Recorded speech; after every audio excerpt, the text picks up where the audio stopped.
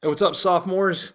Hey, today we're going to be talking about a semicolon, the proper use of the semicolon. It's going to go in this week's module. We'll be reading the necklace and working on semicolons. Now, semicolons, like commas, are a form of punctuation that can both be abused and not used at all. Okay, it seems to be that there are two types of people in the world that use semicolons.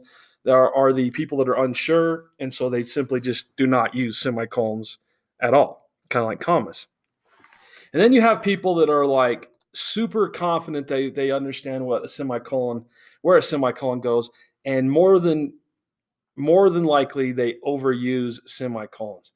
That's because they don't understand the rules. Now, there are two basic rules to using a semicolon. Okay. And if you didn't know what a semicolon looks like, it's that one right there. Okay. It's not the colon, it's the semicolon. So we're just going to review the basic rules of using a semicolon and then go through some exercises. Okay. So the semicolon, rule number one, the semicolon joins two independent clauses that are not already joined by a comma. Okay. Two independent clauses. Okay. Let me show you an example. Dave wants to go to McDonald's. Jill needs to eat at Taco Bell. Those are both independent clauses. Okay, they both can stand alone. Okay, remember, an independent clause can stand alone. Here's your semicolon in the middle. Okay, it's similar to having a period. Okay, a semicolon and a period work a lot in the same ways. This is just not as permanent, a little softer. Okay, but you see the same sentences down here. Dave wants to go to McDonald's, period. Jill needs to eat at Taco Bell. Same thing we can do there. We can put a semicolon in to join two independent clauses or three, just multiple independent clauses. Okay. So that's the first rule. We can just put it right in the middle of two independent clauses. Now, if this said Dave wants to go to McDonald's or Taco Bell, we could not use a semicolon because or Taco Bell is not an independent clause. It has to be two independent clauses. Okay, so here's your final product. Dave wants to go to McDonald's, semicolon. Jill needs to eat at Taco Bell. Okay, that's rule number one. Now, rule number two, it joins independent clauses that are connected with what we call a conjunctive adverb. And the most popular conjunctive adverb is however. However, I'm going to give you a list of conjunctive adverbs. Okay. So here's an example. We're still working with two independent clauses. That's important to know. We're still working with two independent clauses. So we have our sentence, Dave walked across town to eat Taco Bell. Okay. There's our independent clause. Jill drove down the street to McDonald's. There's our independent clause. We are connected now with what we call a conjunctive adverb, that word, however. We put a semicolon first and then a comma. Okay, that's the rule. So we have our first independent clause, Dave walked across town to eat Taco Bell. Our conjunctive adverb, semicolon, and a comma in between our conjunctive adverb. And then our second, okay, independent clause. Jill drove down the street to McDonald's. Okay, so those are the two rules. Okay, if you need to rewind this and watch this again, please do. Make sure you understand what this looks like. Okay, on this here video though is a list of conjunctive adverbs. I literally pulled this list off the internet.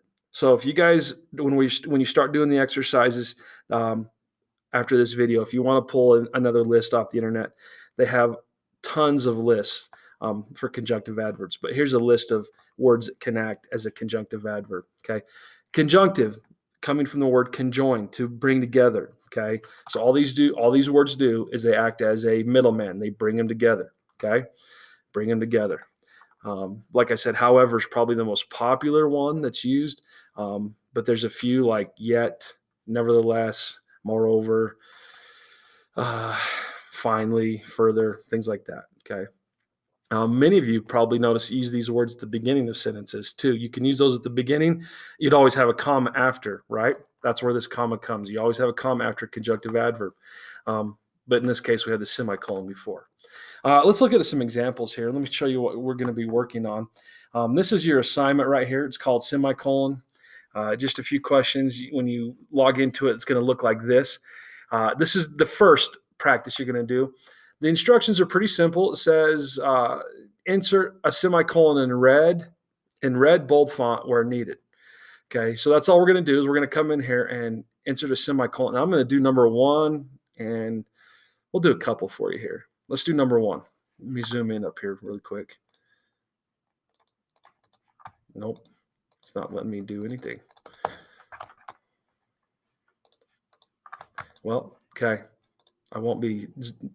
If we were to add a semicolon here, we would probably put it in right here. People couldn't get to school or work. There's our conjunctive adverb. However, no one complained. So we just need to add a semicolon right there where my mouse is. Okay, and you would put it in red bold font. Pretty simple assignment. Let's do number. Let's do number 6. My sister likes to save money. In fact, she already has saved $1,000.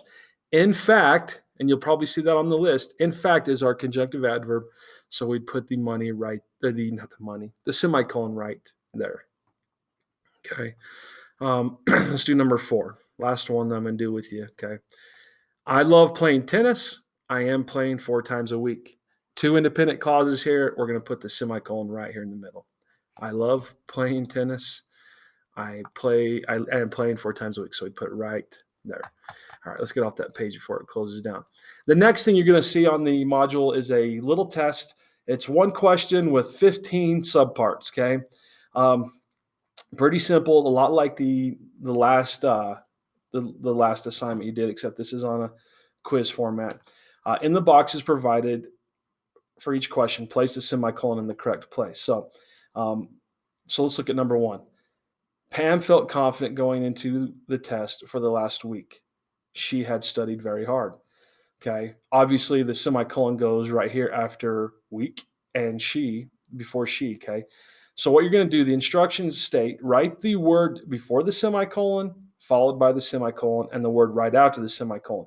A lot like this. If you can see my mouse right there, that's what you're going to write in the answer box. Okay. You're going to write the word before the semicolon, and then the word after. So you'd write week, semicolon, space, she.